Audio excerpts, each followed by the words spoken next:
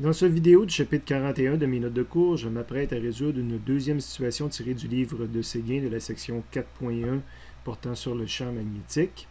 Il s'agit de la situation 2 qui s'intitule La force magnétique sur un proton et dont on peut prendre connaissance à la page 343 de Séguin.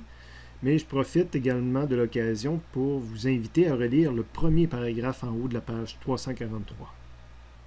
Dans ce premier paragraphe, on vous parle d'un système d'orientation alternatif à X, Y, Z, soit le système nord-sud, est-ouest au bas. Personnellement, j'ai plutôt tendance à les faire concorder, ces deux systèmes-là. C'est-à-dire que je vais souvent représenter l'Est comme étant mon axe des X et le Nord comme étant l'axe des Y. Ça correspond à l'orientation typique d'une carte géographique. Et pour moi, le haut, ça va être une orientation sortant de la carte, pointant vers l'extérieur de l'écran si on veut. Après une première lecture de la situation 2, en deuxième lecture, on va identifier nos données. Donc, un proton se déplace. Ma première donnée que je vais avoir identifiée, c'est la charge électrique que j'ai à étudier. Il s'agit d'un proton, donc d'une charge plus E. Se déplace à 50 mètres par seconde vers le nord-est. Donc, en termes de valeur, j'avais mis également là, que je peux assumer que je connais la masse d'un proton si nécessaire, ce qui n'est même pas le cas dans ce problème-là.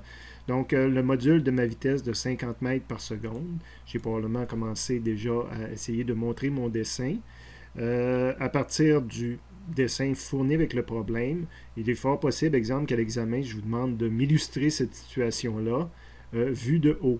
Donc là, vous devez imaginer l'observateur qui est en haut et qui regarde, donc qui voit le plan, si on veut, nord, sud, ouest, est, soit le plan conventionnel.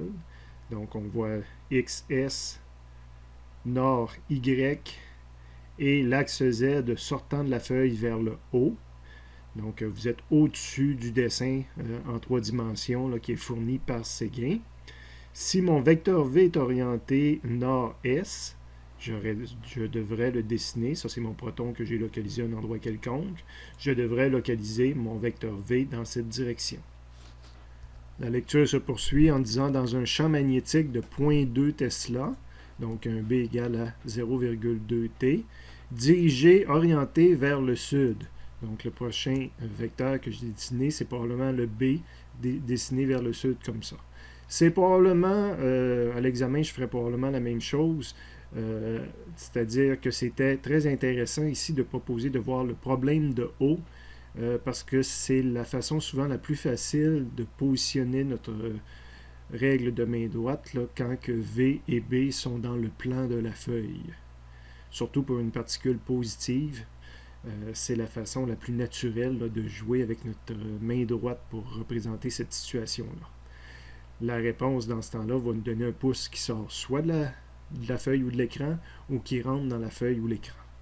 Si je continue la lecture, on arrive avec l'inconnu. On désire déterminer la force magnétique en Newton et évidemment la montrer sur le schéma.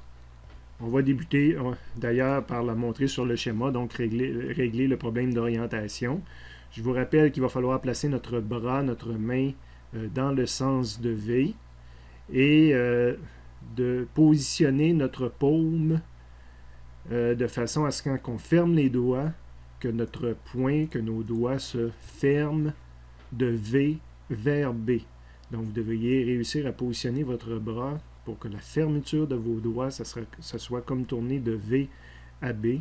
Si vous faites ça correctement, puis je le referai en classe au besoin, vous devriez conclure que votre pouce rentre dans l'écran, rentre dans la feuille, donc que la force magnétique est dessinée comme ceci, à l'inverse du vecteur, pas du vecteur, mais de l'axe Z.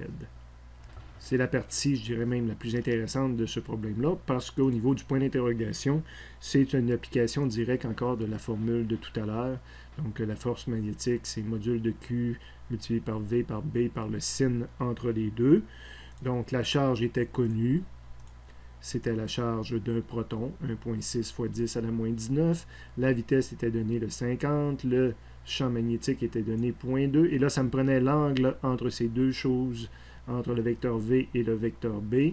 Et si on est à nord-est, donc on est à 45 degrés. J'additionne le 90 degrés en bas ici. J'ai un angle de 135 degrés. Problème terminé d'un point de vue physique. Il ne reste qu'à faire la saisie de tous ces chiffres-là dans une calculatrice qui, sur une ligne comme ça, n'a même pas besoin d'être une calculatrice scientifique programmable.